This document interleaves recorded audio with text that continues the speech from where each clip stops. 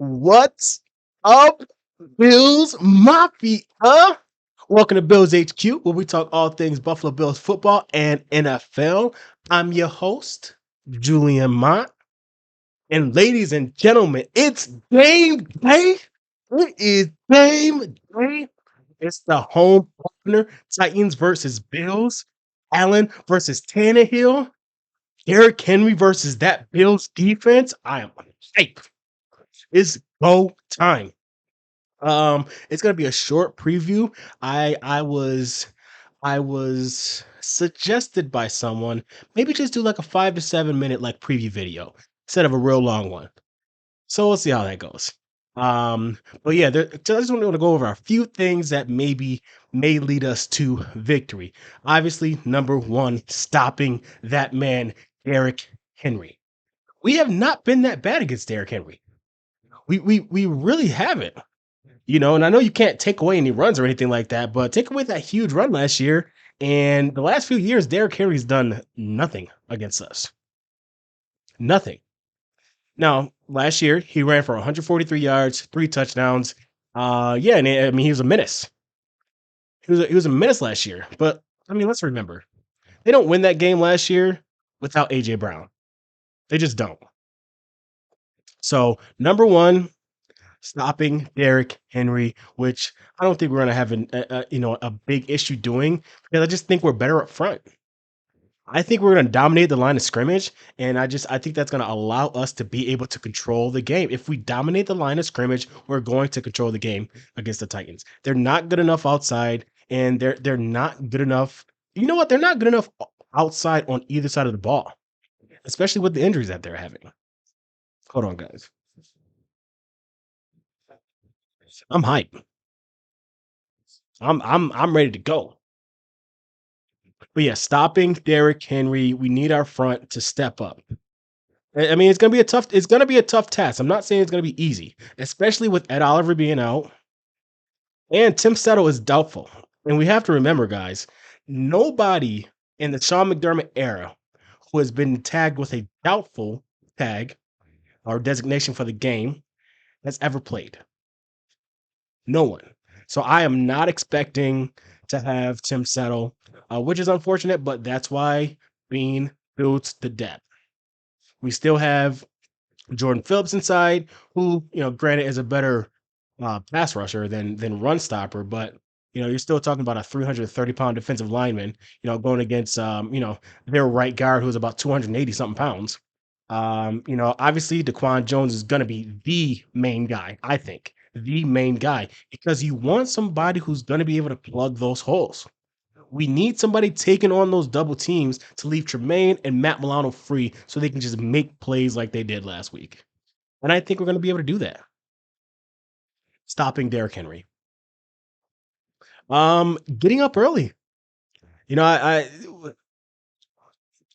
that's another thing I don't think we're going to have an issue with. If we force them to have to play catch up, if we force them to be in a situation where they have to throw the ball and we know they have to throw the ball, it's done.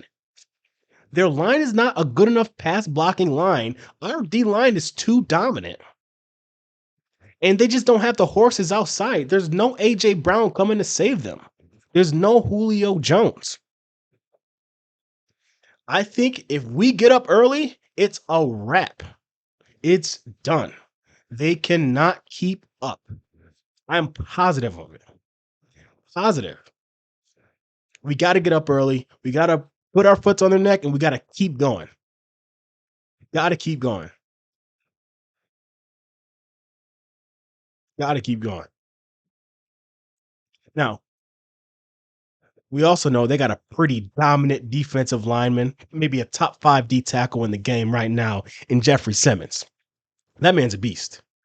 That man's an absolute beast. We cannot let him control the game.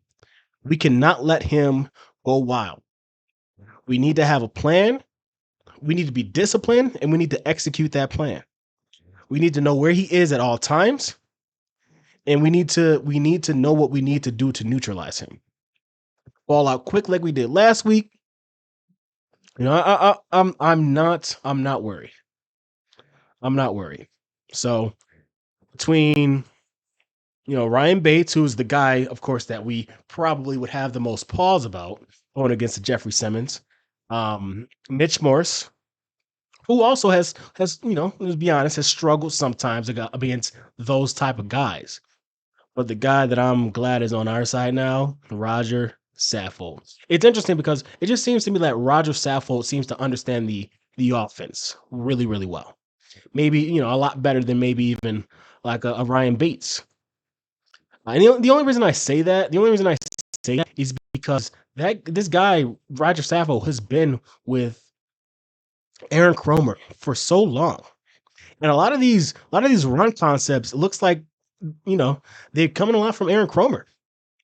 And I think Cover One did a great breakdown of the run scheme. And there's certain things that I think Saffold is just used to doing because he's been doing it in a running offense like that, that maybe like a Ryan Bates is not used to. I don't know what that was. But yeah, so we have to contain Jeffrey Simmons. Now, let me tell you guys my biggest pause for this game. Because if this wasn't there, I would pick if this wasn't there, I would pick them this to be a rout. I think I am actually. I'm gonna give my prediction at the end. But if this wasn't there, I would pick this to be a rout. That dang Mike Vrabel. I don't know what it is about Mike Vrabel. It doesn't seem to me that he's the best X's and O's coach. He's not the most well liked. He's just a guy that's gonna get his guys rallied and ready to play. That gives me pause. Vrabel gives me pause. Oh, and by the way, Vrabel maybe is second to none when it comes to time management, clock management, that kind of stuff. Yeah, he's that dude. Like he's good at it. So that gives me pause.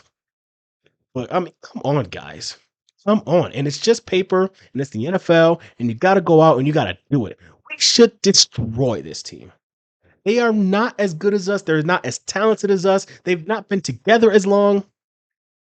Everything in this game says that we should blow them out, which is kind of what's scary. But to me, there's not going to be any missteps with this team. There's not going to be any Jacksonvilles.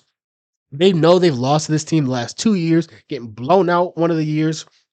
They're getting up for this game, which is why I am confident in my score prediction of 34 Bills, 17 Titans. 34 Bills, 17 Titans. We'll see if that's actually what happens. Thank you guys for joining me today. A little short one. Enjoy the game. Be safe, everybody. All right. And yeah, we'll see you for the post game recap. Bye bye.